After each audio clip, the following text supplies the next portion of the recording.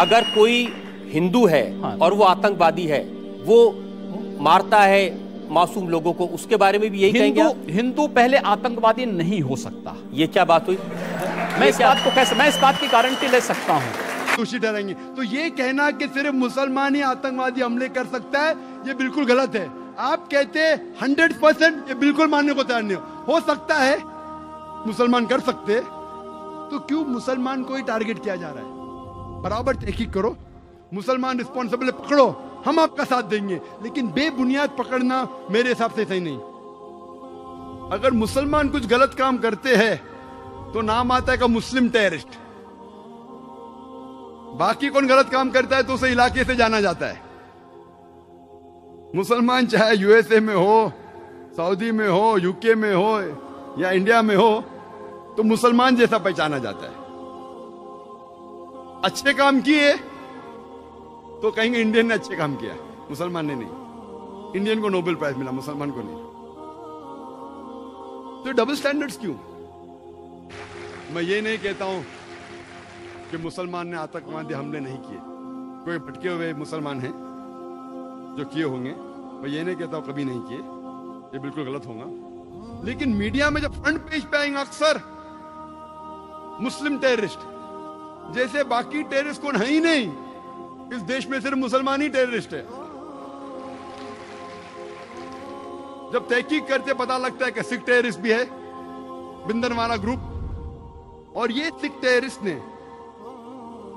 5 जून सन 1984 में उन्हें golden temple को कब्जा किया। इंडियन आर्मी फोर्स जाती है, उनको बाहर निकालती, 100 लोग की हत्या होती है। उसके चंद महीने बाद 31 अक्टूबर सन 1984 में उस टाइम के प्रधानमंत्री राजीव गांधी की माता श्रीमती इंदिरा गांधी की हत्या होती है। उसके खुद के सिक्योरिटी गार्ड उसकी हत्या करते हैं। आता है पेपर्स में security guard assassinated Shrimati Indira Gandhi. कौन था? सिख था। आज भी आप वेबसाइट पे जाएंगे, आपको ये नहीं मिलेगा कि सिख टेररिस्ट ने अटैक किया। Personal body guards of Shrimati Indira Gandhi ने उसकी हत्या की।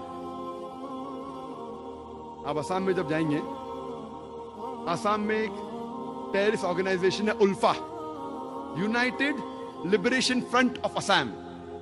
बहुत खतरनाक है। उनका मेन मकसद है, वो हिंदू ऑर्गेनाइजेशन है, हिंदू आतंकवादी ग्रुप है। उनका मेन मकसद है कि मुसलमान को मारना, मुसलमान की हत्या करना।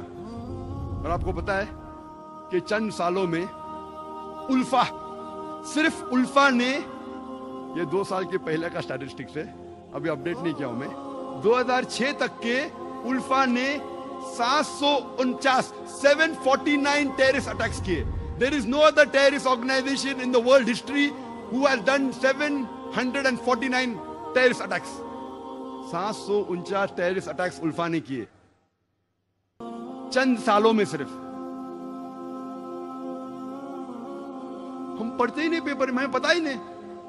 मैं जब बॉम्बे में पेपर पढ़ता हूं, पता चलता कश्मीरी टेररिस्ट, मुस्लिम टेररिस्ट।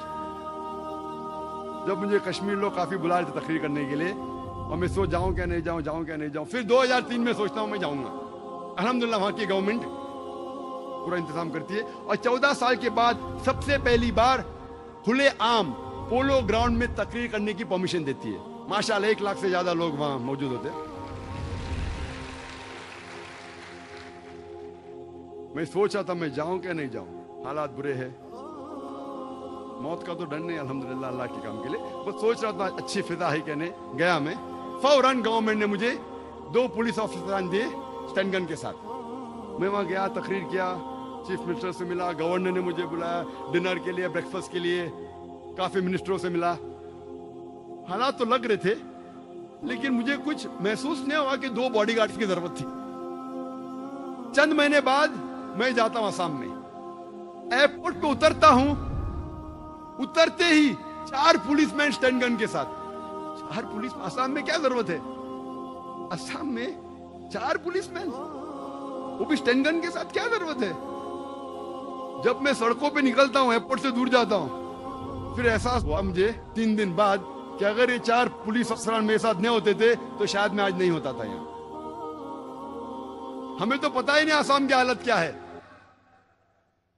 आसाम में इतने आतंकवादी हमले हो रहे हमें पता ही नहीं है। मुझे तो बिल्कुल नहीं पता था, मैं न्यूज़पेपर पढ़ता हूं हमेशा।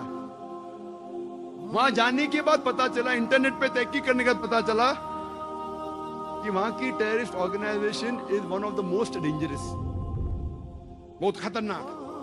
ऐसे कई टेररिस्ट ऑर्गेनाइजेशन असम में, बोडो, मिजोरम में कई क्रिश्चियन ऑर्गेनाइजेशन है, मीजो क्रिश्चियंस ऑफ नागा, वो भी आतंकवादी हमले करते। और एक हमला किया था 2 अक्टूबर को, 2 तारीख अक्टूबर के सन 1984 में 44 हिंदू लोग का कत्ल करते ये क्रिश्चियन ऑर्गेनाइजेशन, और कई लोग को जख्मी करते। खाली क्रिश्चियन लोग ने कितने हमले किए हिंदुस्तान में वक्त नहीं है, क्योंकि 10 बजे तकरीर बंद करना है हमें।